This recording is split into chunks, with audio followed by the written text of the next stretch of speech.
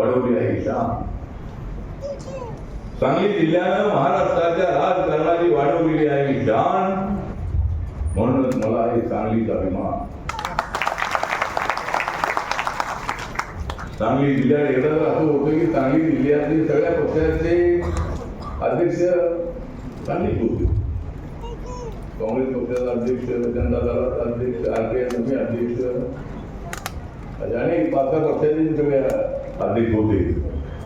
हे अध्यक्ष सांगलीत होते. त्यामुळे सांगली जिल्हा जो आहे, सांगली जिल्हा तसा इरिगेटेड आहे आणि नॉन इरिगेटेड आहे.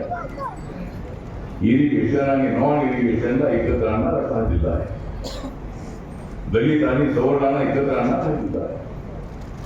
समतेची मुहूर्तमेढ रोवणारा अशा पद्धतीचा हा जिल्हा आहे. आणि आज तर माझ्या देशाच्या माझी ओळख साऱ्या देशामध्ये आहे. परदेशामध्ये गेल्यानंतर अमेरिकेमध्ये गेलो, इंग्लंडमध्ये गेलो, दुबईला गेलो, ऑस्ट्रेलियामध्ये गेलो, न्यूझीलंडमध्ये गेलो, कंबोडियामध्ये गेलो, व्हिएतनामला गेलो, थायलंडमध्ये गेलो, तर जे आपले इंडियन लोक आहेत, भारतीय लोक आहेत, ते सगळे लोक युट्यूबवर माझी बातमी ऐकत असतात. अलीकडे मला जास्त लोकसभेत बोलायला मिळत नाही. मी लोकसभेचा मेंबर नाही, पण लोकसभेमध्ये येण्याची माझी इच्छा आहे. कारण ज्या ठिकाणी विशाल आहे त्या ठिकाणी विचार आणि विशाल हा आमचा मित्र आहे. प्रतीक पाटील यांच्याबरोबर माझे संबंध अत्यंत चांगले होते.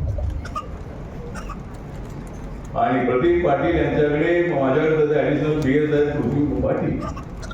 ते राजकोटचे आहेत, गुजरातचे आहेत. पण प्रतीक सोबत अनेक वेळेला सांगलीमध्ये आले, एका वेळेला सांगलीमध्ये राहिले आणि ते मराठी अत्यंत रागाने बोलतात. तर या ठिकाणी म्हणजे विशाल हे अपक्ष खासदार नाही, हे सर्व पक्षी खासदार आहे. सगळ्या पक्षाने आपल्याला मदत केलेली आहे. कुणी वरून केलेली आहे, कुणी आतून केलेली आहे. पण या ठिकाणचा निर्णय चांगला चुकीचा झाला की महाविकास आघाडीने विशाल पाटील यांना तिकीट द्यायला हवं होतं, ते दिलं नाही. काय वाद झाले सगळ्या पक्षांची उभारलेले नेते सगळे झालेले. त्यामुळं विठ्ठल पाटील यांनी सर्व पक्षांच्या वतीनं हा सत्कार ठेवलेला आहे. RPIची वृत्ती आलेली आहे. सगळ्या पक्षाचे लोक या ठिकाणी उपस्थित आहेत.